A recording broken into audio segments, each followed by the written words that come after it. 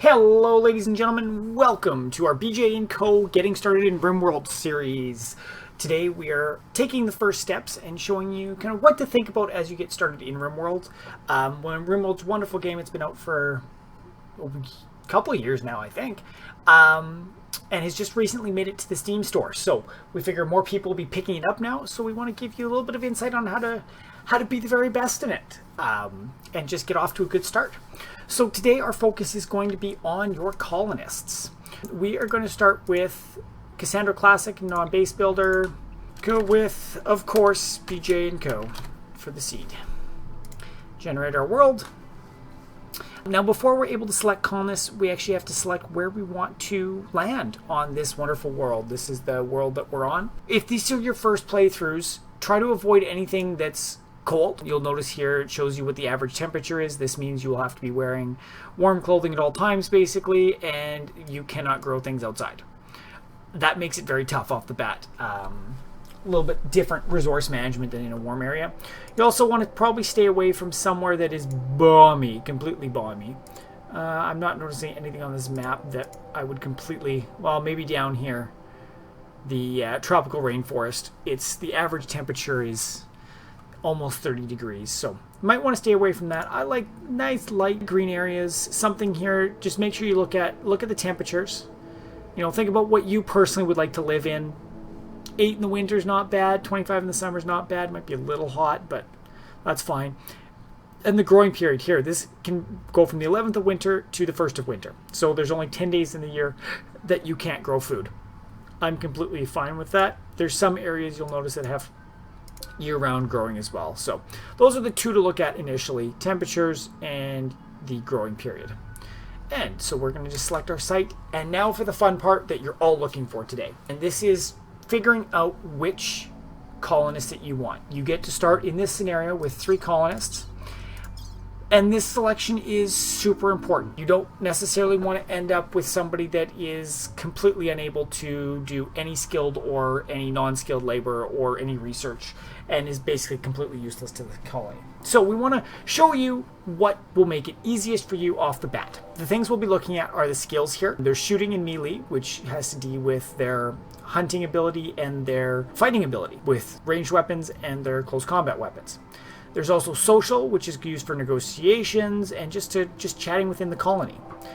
Animal handling, which is taming, training, and managing your animals that you have. Medicine is basically healing people, treating wounds. Cooking is making food, which is super important. Construction is building things. Growing is planting plants and cutting them down. Mining is, as it says, digging, mining for resources. Artistic is making crafts. Crafting is making tools and weapons and clothing.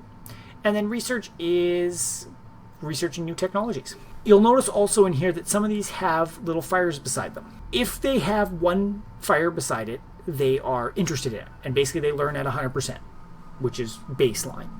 If they don't have a fire beside it, you'll notice here that it says passion none, learning times 33. So basically they learn a third as fast as somebody that's interested in that skill. And then if we can find one here, 2 fires means a burning passion. They actually learn at 150%. The more fires you can have here, the better, because it means they'll be able to level up those skills much faster. And then you can see the range. I believe the range goes all the way up to 20 for each skill. So 0 being the lowest. A line means they cannot do this, 20 being the highest. So this is the range that you're looking at. Preferences. What are you looking at for your society? Well, across the 3 guys, I always like to suggest in this scenario, start with 2 people that are good at shooting and 1 person who's good at melee. The reason for this is that when you spawn in, there will be 2 guns, a rifle, a pistol, and then you'll also get a knife. So that way you have somebody that can use each of the weapons right off the bat, which is good, because that is your main way to defend yourself right off the bat. So here we've got shooting 12, shooting 8, melee 6, shooting 6. I'm okay with this between just the melee and shooting skills. I am completely okay with it. Then you kind of look balance of skills. What do we got? Okay, good medicine person, good social person. You know, she can do negotiations and heal people. That's good. Can do everything, it looks like. Has a passion for animals and cooking and research. That's not bad. We don't really have a constructor right now, though. Animal, social, mining. Not bad. So 2 people that can construct. So all in all, everything, our bases look covered. It's not the best in the world by far. But then let's look at kind of the other area, which is incapable of. This tells you things that people are unable to do. So this person can't cook, can't craft, and incapable of dumb labor, which is, I believe, cleaning and hauling. I kind of have an issue with that. They're going to be pretty useless.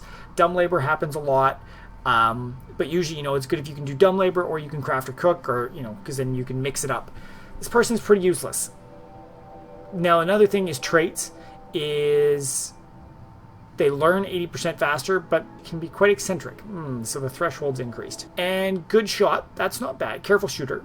So the shooting skill goes up, but the aiming time goes up and the accuracy goes up. So not bad at all. I'd probably throw her with a pistol, just because the shooting time is a little bit lower on that.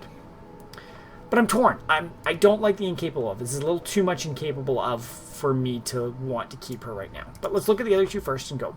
Lumi, incapable of nothing, perfect, abrasive, so can rub the wrong way on people, which can lead to poor moods. Psychopath, no empathy. That's not, honestly, it's not a bad one. So she doesn't get boost from socializing, which is kind of unfortunate. But if there's issues that, somebody being butchered, left unburied, imprisoned, sold for slavery, it doesn't really matter to her. So not bad. Like, mood-wise, I'm okay with that. So Lumi, with the stat lineup, incapable of nothing, traits that aren't deal-breaking for me, I will keep her. Kimmy, our doctor, incapable of hauling, incapable of mining. Psychically hypersensitive, so sensitive to psychic phenomena. I don't really like that one. Mental break thresholds higher, works faster, and threshold. I'm a little worried. Nervous and neurotic together, that threshold's getting a little high. And without being able to mine and haul, I think this would be one to switch. I'm going to randomize until I can find something I like. Good across the board. Can't fight fires, but lazy, but green thumb. I'm okay with it. I am completely okay with it. Firefighting is kind of unfortunate because you want as many people as possible to be able to fight fires when they do happen. But, decent skills all around. There's lots of growth room, but medicine is strong, which is one that I always like to have on board. And construction and growing being good. I like it. I'm going to stay with this. Lumi, we like already, is kind of, I'm going to call her our animal handler, shooter, hunter, all that jazz. Tiny, probably put a gun on him, gun on her. This is scary. The crafting, cooking, and dumb later, I need to re-rule that one. Now, let's see what else we can get. Let's see if we can get somebody that's a better... Here's one that you don't want right off the bat, is incapable of violent. It makes defending very tough because they can't shoot or melee, and they won't hunt either. So avoid those if you can. Can't do social either. Can't do dumb or skilled labor. Stay away from those. Another one that's incapable of violent. No social or medicine. I like everybody to have some sort of medicine because you hate it when your doctor actually runs into problems and then your doctor can't really fix anybody else. So it's very tough. Depressive, permanent mood effect, hard worker, prostophile. I'm going to stay with this grub. Not amazing, but the melee skills up there, can do animals and growing with a passion, has skills across the board. The mood's going to be tough, but I like a bit of a challenge. Permanent mood effects are tough to deal with, right? Because you have to find a way to bring them up positively. But I think some prosthetics down the line will fix that for us. So that's what we got, guys. We've got shooter, melee. We've got a nice range of skills. Nobody's completely incapable of anything except for our firefighter, which is okay. I can live with that. It's only one thing you can't do. So that's it. That is kind of what I look for when I'm selecting my colonists. If you're looking for a challenge, definitely just hit randomize, see what you get.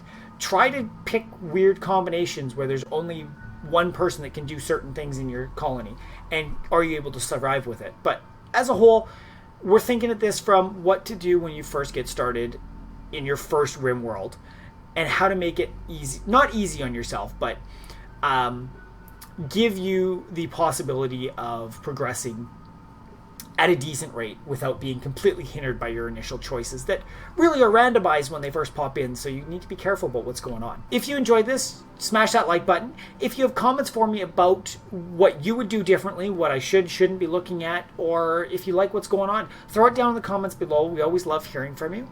And you can subscribe to the channel for updates of when our new content goes live.